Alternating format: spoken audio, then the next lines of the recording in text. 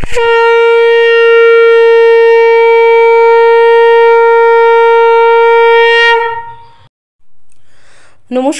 অমৃত সুরলহরীতে সবাইকে স্বাগত জানাই।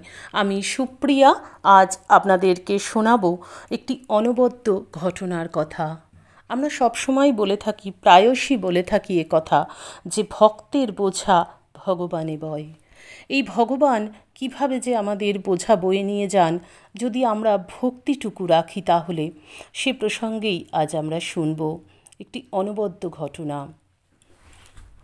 ভগবানের কাছে আমাদেরকে নিয়ে যান কে? গুরু। আর ভক্ত কি? ভক্ত যিনি ভক্তি করেন ভগবানকে ভালোবাসেন। কিন্তু ভগবানের কাছে পৌঁছতে গেলে আমাদেরকে আগে যেতে হবে গুরুর কাছে। সেই গুরুই হলেন মূল সোপান। গুরু ভক্তি থাকলে গুরু কৃপা করে নিজের কাঁধে তুলে ইষ্ট দেবতার কোলেও তুলে দেন। বলেন, ওই দেখো তোমার ইষ্ট দেবতা। এই বলেই গুরু ইষ্ট দেবতায় লীন হয়ে যান। স্বামীজি স্বয়ং ভগবান শিব, সে কথা আমরা অনেকেই জানি যারা স্বামীজির জীবনী পড়েছি। স্বামীজির মা ভুবনেশ্বরী দেবী কাশীতে বীরেশ্বর শিবের পুজো দিয়েই স্বামীজিকে পেয়েছিলেন, এবং স্বামীজির মধ্যে বহুবার তার শিবরূপ অনেকেই দেখেছেন। তো সেই ভগবান শিব কিভাবে তার ভক্তের বোঝা বয়েছেন, সে প্রসঙ্গে আমরা যাব। কিভাবে তিনি তার শিষ্যদের কৃপা করছেন, আমরা সেই কথা আজ শুনব। চলুন তাহলে শুরু করি। স্বামীজি ছিলেন অহেতুক কৃপা সিন্ধু। একদিন মঠবাড়ির একতলার বারান্দায় তিনি বেঞ্চের উপর বসিয়া আছেন। কাছেই স্বামী শিবানন্দজিও ছিলেন। কেদার বাবা অর্থাৎ স্বামী অচলানন্দ সম্মুখে যাইতেই স্বামীজি সহসা বলিয়া উঠিলেন, যা, তোর কিছুই করতে হবে না, তোর সব আপনি আপনিই হয়ে যাবে। জীবনের অন্তিমে কেদার বাবা একদিন এই ঘটনাটিকে প্রকাশ করিয়া আবেগরুদ্ধ কণ্ঠে বলিয়াছিলেন, তাই আজ তাঁর কৃপায় একটু আধটু বুঝতে পারছি। তার কথা তো এমনি যাবে না। স্বামীজি যাকে যা বলেছেন সবই ফলেছে দেখেছি। কালীকৃষ্ণ মহারাজকে স্বামীজি খুব আশীর্বাদ করেছিলেন, তার মধ্যে শক্তি সঞ্চার করেছিলেন। তাই তো তার মধ্যে আজ এত শক্তির বিকাশ দেখা দিয়েছে। পূজনীয় স্বামী সদানন্দ মহারাজ বলছেন যে তাঁর জুতো কিভাবে স্বামীজি বয়েছিলেন। চলুন আমরা সেই ঘটনা এবার শুনি। সদানন্দ মহারাজ বলছেন, তোমরা পড়েছ যে মহাপুরুষদের হৃদয় বজ্রের মতো কঠোর, আবার ফুলের চেয়েও কোমল। স্বামীজির সঙ্গে ভ্রমণকালে পদে পদে তার পরিচয় পেয়েছি যে আমি নতুন, মরুভূমির উপর দিয়ে কখনো চলিনি। একদিন মরুভূমির উপর স্বামীজির সঙ্গে যাচ্ছি।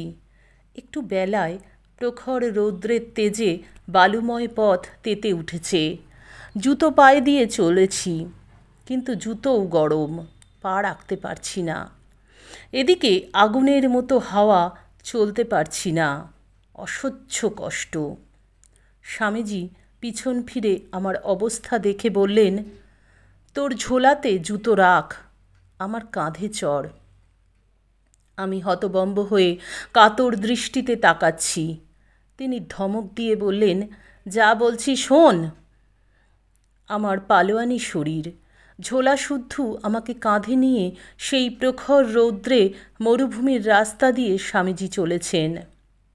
পরে একটু ঠান্ডা জায়গায় নামিয়ে দিলেন মরুভূমির রাস্তা পার করে। এ কথা বলতে বলতে স্বামী সদানন্দ সজল চোখে বললেন, বলো, কোনো গুরু, কোনো বাবা এমন করে? তিনি যে আমার কি ছিলেন তা কি করে বোঝাবো? এই ঘটনা তিনি বহুবার বলেছিলেন, এমনকি রোগশয্যায় মুমূর্ষ অবস্থায় এই ঘটনা উল্লেখ করে তিনি অশ্রুমোচন করেছেন। এই স্বামী সদানন্দ হলেন স্বামীজির প্রথম শিষ্য। ইনি ছিলেন একজন স্টেশন মাস্টার। ইনি স্বামীজির প্রথম শিষ্য হয়েছিলেন। তো এনার সঙ্গে স্বামীজির এক গুরু শিষ্যের এক অন্যরকম সম্পর্ক ছিল। দুজনেই দুজনকে খুব ভালোবাসতেন, এবং ইনি কিন্তু স্বামীজির সঙ্গে সব সময় ঘুরতেন। সেই ভ্রমণকালেরই একসময় সদানন্দ মহারাজের এই অভিজ্ঞতা হয়েছিল। তার গুরুর কৃপা, গুরুর ভালোবাসা তিনি প্রত্যক্ষ করেছিলেন। আশা করি আমাদের আজকের আলোচনা আপনাদের ভালো লাগলো। এভাবেই গুরু ভক্তি যদি আমাদের থাকে তাহলেই গুরু কৃপা করেন, আর গুরু কৃপা পেলে ভগবানেরই কৃপা পাওয়া হয়। ভগবান স্বয়ং গুরুর মধ্যেই স্বয়ং ইষ্ট ভগবান থাকেন আমাদের। তাই গুরুর কৃপা পেতে গেলে গুরুর প্রতি ভালোবাসা আর সর্বোপরি ভক্তি রাখতে হবে। সেই ভক্তি থাকলেই তিনি কৃপা করেন। আজকের আলোচনা ভালো লাগলে অবশ্যই একটা লাইক দেবেন, কমেন্ট করবেন, বন্ধুদের মধ্যে শেয়ার করবেন। আপনারা যারা আমাদের চ্যানেলটি এখনও সাবস্ক্রাইব করেননি, প্লিজ সাবস্ক্রাইব করে চ্যানেলটির পাশে থাকুন। আরও অনেক নতুন নতুন ভিডিও তাহলে আপনারা শুনতে পাবেন, জানতে পারবেন অনেক ঘটনার কথা। ঠাকুর মায়ের কৃপায় আপনারা সকলে খুব ভালো থাকুন, সুস্থ থাকুন, সকলের মঙ্গল হোক, সকলের ভালো হোক। ঠাকুর মায়ের চরণে আভূমি লুণ্ঠিত প্রণাম জানিয়ে, স্বামীজির চরণে, সমস্ত মহারাজদের চরণে প্রণাম জানিয়ে আজকের ভিডিও এখানেই শেষ করছি। আবার আপনাদের সঙ্গে দেখা হবে আগামী ভিডিওতে। হরি ওং তৎসৎ। শ্রীরামকৃষ্ণ অর্পণমস্তু। জয় মা শারদেশ্বরী, জয় তু স্বামীজি মহারাজ।